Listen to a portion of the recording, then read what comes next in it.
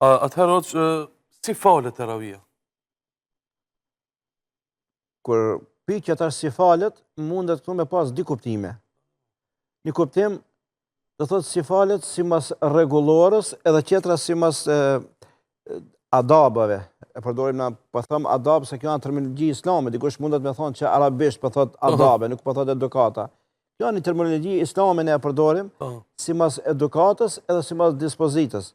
E tash, rregulli i teravive sipas dispozitave sikur çdo namaz tjetër nafile. Fillon me tekbir, e lexohet subhanak Allahume, knohet sure Fatiha, sure e kështu me radhë, sikur çdo namaz. Mirë po, ajo çka duhet më kon pak më të kujdesshëm për namazin e teravive, se kur të niset njeriu me shku në xhami, me fal namazin e teravis, duhet me shku kadale, duke hec. Muhamedi alayhis salam ka thonë kur shkoni për namaz, shkoni e ka përdorur në hadith bil uiqar. Ka uiqar me shku i qetë, ngadal. Pse me shku ngadal i qetë? Me shku, me ul edhe me prit namazin e teravive, që kje mu ballafaqu me kanë, kje mu ballafaqu me krijuesin tan, me Allahun e Madhreshëm. Tash ta morim një shembull pak.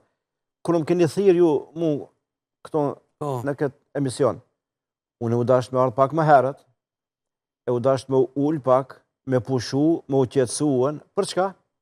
Se nuk jam duke bo mohabet tash vetëm se me juve si gazetar, po kjo është medium, e përcjellin shumë njerëz, e përcjellin njerëz intelektual, varet kush me çfarësinë e shef, dikush me nijet mirë ndëgjon, dikush me nijet keq, ka ndoshta edhe njerëz të cilët nuk janë musliman, po kanë dëshirë me pas njohuri mbi islamin edhe e dëgjojnë emisionin.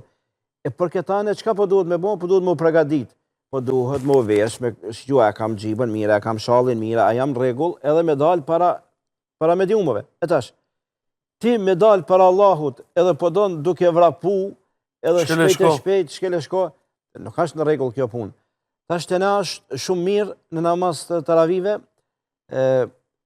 kallëzohet ders, ligjërata mbahen. Para teravive. Për çka e kanë praktikuar këtë anë? Ka shku menja dëni herë, pse kanë praktikuar xhallat para teravive? E kanë praktikuar se njerëzit vinë në xhami, dikush din me lexu Kur'an, dikush nuk din me lexu Kur'an. Ai që din me lexu Kur'an e merr Kur'anin, lexon, ban dhikr.